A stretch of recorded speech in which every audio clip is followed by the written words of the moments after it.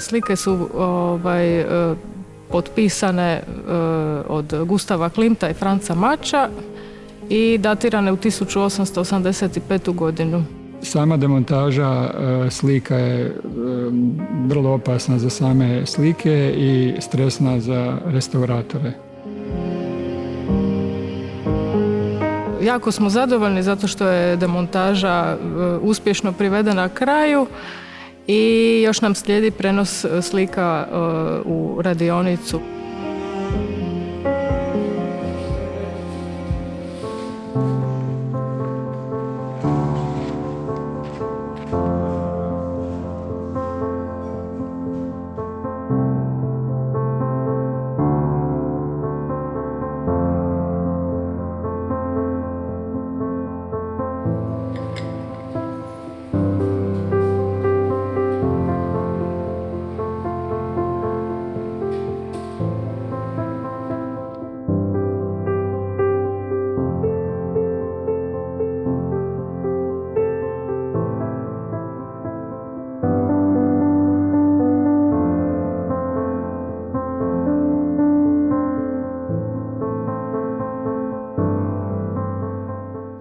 Izložba Gustava Klimta je za Muzej grada Rijeke izniman projekt, izložba.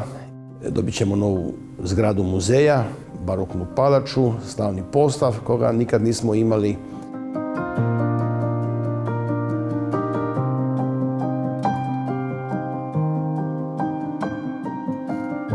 Prvi je plan bio da se izložba priredi u našoj kockici, dakle starom muzeju grada Rijeke. Preselili smo je zbog mnogih razloga, tehničkih i teškoća i pandemije, u prostor Palače šećera.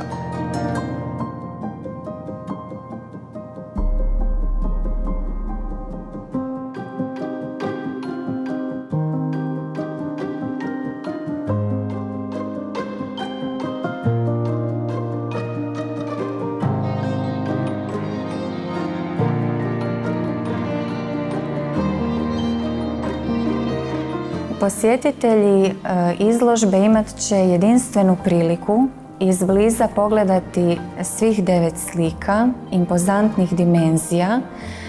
Dobit će priliku kakva im se vjerojatno više nikada u životu neće pružiti.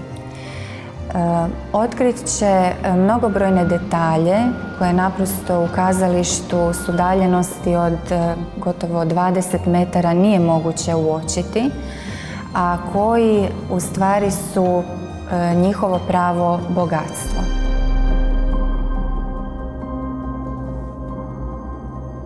Izložba je donekle mijenjala svoj koncept, međutim ono što smo uspjeli realizirati uistinu je važno za Rijeku. Nemamo više slike iz Austrije i iz Rumunjske, ali zato imamo nadomjestak, izvrsno priređene projekcije koje će zadržati isti akcent.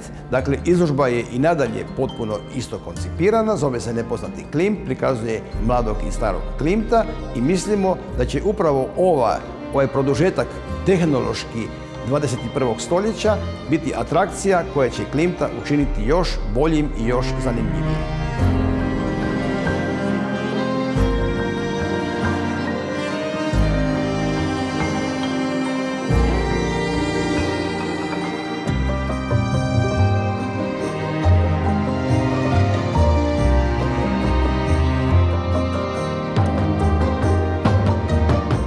Pozivamo publiku da nam se pridruži u što većem broju i da zajedno s nama iskusi ovaj jedinstveni doživljaj.